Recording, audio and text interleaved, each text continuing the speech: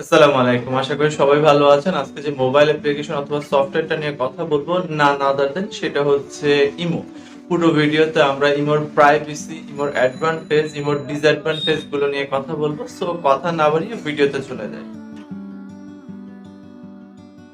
Facebook একটা নামি দামি সফটওয়্যার কোম্পানি হচ্ছে 2007 এর দিকে ইমো লঞ্চ করে।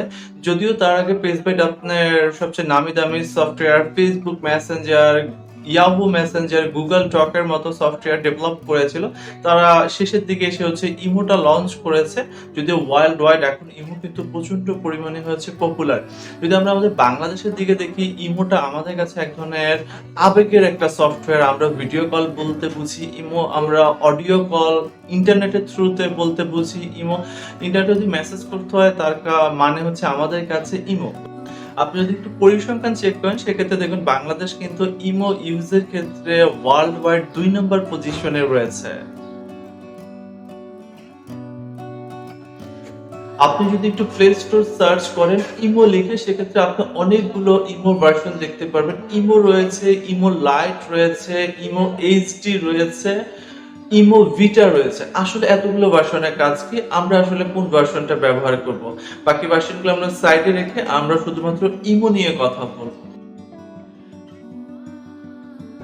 সম্প্রতি ইমো তাদের সফটওয়্যারে নতুন কিছু ফিচার অ্যাড করেছে, এটা হচ্ছে আই বাবল। আই বাবলটা যদিও আমরা হচ্ছে আগে ফেসবুক মেসেঞ্জারে দেখেছিলাম, বর্তমানে কিন্তু ইমো তাদের সফটওয়্যারে অ্যাড করেছে। আই বাবলের সুবিধাটা হচ্ছে কেউ যখন আপনাকে মেসেজ করবে, আপনি যদি আই বাবল অপশনটা অন করে রাখেন সেক্ষেত্রে মেসেজটা অটোমেটিক হচ্ছে আপনার স্ক্রিনে শো করবে। সেটার জন্য আপনাকে আসলে সফটওয়্যারে যেয়ে দেখতে হবে না কে আপনাকে মেসেজ করেছে।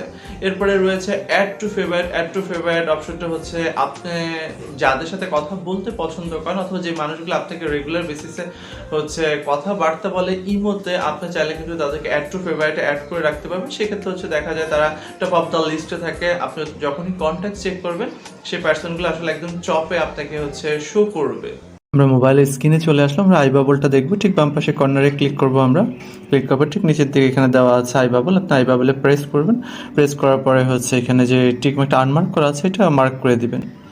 এখানে আনএবল করতে বলবো, আপনি আনএবলে ক্লিক করবেন। আই বাবল অপশনটা অন করার পর যখনই আপনার ইমোতে কোনো মেসেজ আসবে, ওই মেসেজটা আপনার হচ্ছে অটোমেটিক স্ক্রিনে চলে আসবে। আমরা এই মুহূর্তে অ্যাড টু ফেভারিটটা দেখবো। এখানে আমরা একটা প্রোফাইলে ক্লিক করলাম, তারপর উপরে যে ডান পাশে কর্নার 3 ডটে ক্লিক করব। তারপর হচ্ছে এই যে এখানে যে অ্যারোটা দেওয়া আছে এখানে প্রেস করব। তারপর ডান পাশে কর্নার 3 ডটটা আবার প্রেস করব। এখানে দেওয়া আছে আসলে অ্যাড টু ফেভারিট, আপনি অ্যাড টু ফেভারিটে ক্লিক করবেন। সেক্ষেত্রে এই নাম্বারটা হচ্ছে আপনার একদম টপ লিস্টে চলে আসবে। মানুষের আইকন এখানে প্রেস করেন, দেখেন নাম্বারটা কিন্তু আপনার হচ্ছে একদম টপে চলে এসেছে একটা স্টার সাইন দিয়ে। ইমোতে কিন্তু ভয়েস ট্যাক্স অপশনটা আগেও অ্যাভেলেবেল ছিল, বাট বর্তমানে কিন্তু ভয়েস ট্যাক্স অপশনটাকে মডিফাই করা হয়েছে। কেউ যখন হচ্ছে আপনাকে ভয়েস ট্যাক্স করবে, আপনি ভয়েস ট্যাক্সটা ওপেন না করে আপনি জানতে পারবেন সে আপনাকে কি ভয়েস ট্যাক্স করেছে। সেটা হচ্ছে ট্যাক্সের মাধ্যমে আপনি জানতে পারবেন। আর একটা অপশন রয়েছে, যখনই আমরা কোনো ভয়েস ট্যাক্স প্লে করি সেটা কিন্তু লাউড স্পিকারে প্লে হয়, বাট ইমো এই অপশনটাকে একটু মডিফাই করেছে। আপনি ভয়েস ট্যাক্সটা লাউড স্পিকারে প্লে না করে আপনি কিন্তু চাইলে এটা এয়ার স্পিকারেও প্লে করতে পারেন। আমরা এই মুহূর্তে ইমোর ভয়েস মেসেজটা প্লে না করে কিভাবে আমরা মেসেজটা জানতে পারি সেটা চেক করব। আমরা একটা আইডিতে চলে গেলাম, দেখেন এখানে একটা ভয়েস মেসেজ আছে। যেটা করতে হবে এটাতে একটু প্রেস করে রাখতে হবে। প্রেস করে রাখলে আপনি এখানে দেখতে পাবেন ভয়েস টু টেক্সট। চলেন আমরা দেখি, এই যে এখানে লেখা চলে এসেছে আসসালামু আলাইকুম কেমন আছেন। এটা হচ্ছে ভয়েস মেসেজটা, আমরা চাইলে এভাবে করে হচ্ছে দেখতে পারবো। আপনি কিন্তু চাইলে আবার এটা হাইড করে দিতে পারেন। এখানে হাইডে প্রেস করার সাথে সাথে এটা আবার চলে যাবে। আপনি আপনার প্রাইভেসি পারপাসে এটা হাইড করে দিতে পারেন। এই একই ভয়েস টেক্সট আমরা চাইলে দুইভাবে প্লে করতে পারবো। একটা হচ্ছে এয়ার স্পিকারে প্লে করতে পারবো, একটা হচ্ছে লাউড স্পিকারে প্লে করতে পারবো। সেটার জন্য আপনার ভয়েস টেক্সট একটু প্রেস করে ধরে রাখবেন। এখানে লেখা আছে প্লে অন এয়ার স্পিকার। আপনি যখন এটা প্রেস করবেন তারপরে আপনার নামের পাশে একটা আইকন চলে এসেছে। এরপরে যদি আপনি এটা প্লে করেন এটা কিন্তু আপনার এয়ার স্পিকারে প্লে হবে।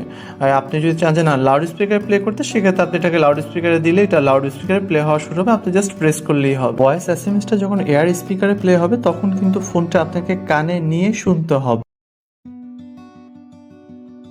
ইমো কিন্তু বর্তমানে তাদের প্রাইভেসি সেটিংটা আপগ্রেড করেছে।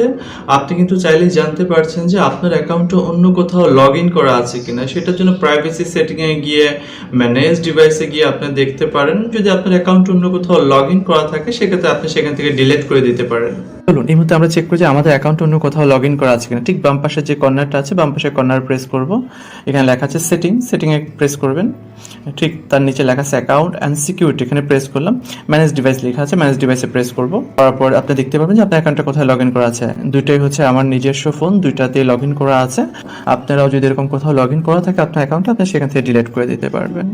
ইমোতে কিন্তু নতুন একটা হচ্ছে অপশন রয়েছে, সেটা হচ্ছে সুইচ অ্যাকাউন্ট। আপনি চাইলে একই ইমোতে কয়েকটা অ্যাকাউন্ট লগ ইন করে ব্যবহার করতে পারেন, বাট এই সুইচ অ্যাকাউন্টে একটা প্রবলেম বলে দেয় ইমোতে, সেটা হচ্ছে আপনি যখনই সুইচ অ্যাকাউন্ট দিয়ে অন্য কোনো অ্যাকাউন্টে লগ ইন করবেন, আপনাকে কিন্তু প্রতিবারই হচ্ছে ভেরিফিকেশন কোডটা পাস করে যেতে হবে। ভেরিফিকেশন কোড ছাড়া আপনি কোনো অ্যাকাউন্টে লগ ইন করতে পারবেন না। ওকে, আমরা এই মধ্যে সুইচ অ্যাকাউন্টটা দেখবো। বাম পাশে কর্নারে প্রেস করলাম, ঠিক এখানে দেওয়া আছে সুইচ অ্যাকাউন্ট।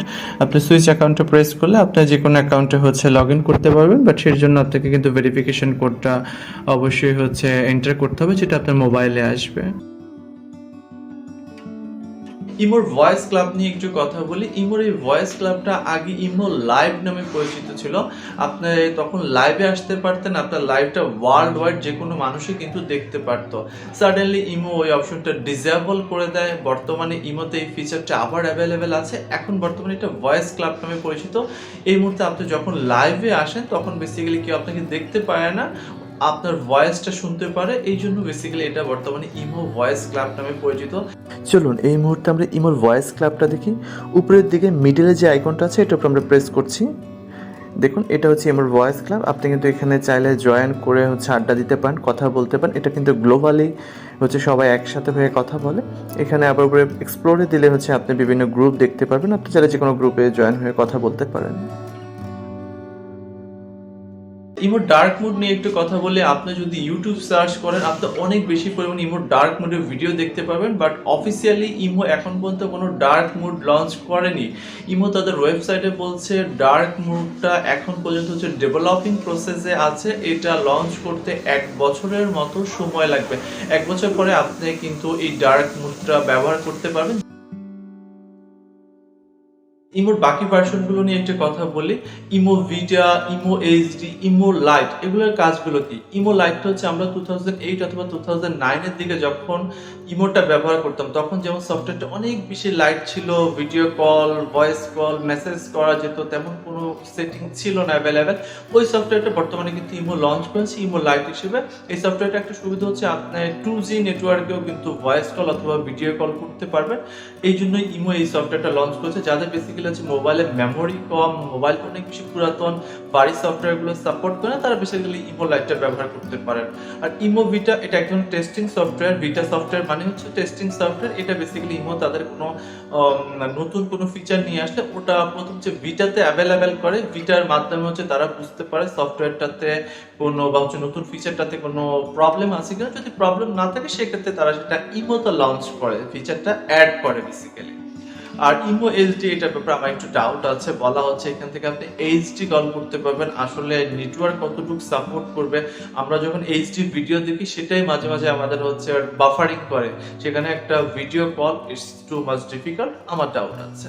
এই ছিল টোটাল ভিডিও। চেষ্টা করেছি মেইন বিষয়গুলো আপনাদের সাথে শেয়ার করার, জানি না কতটুকু পেরেছি। তারপরে যদি ভিডিওটা ভালো লাগে চ্যানেলটা সাবস্ক্রাইব করবেন। আজকের মতো আল্লাহ হাফেজ, টাটা।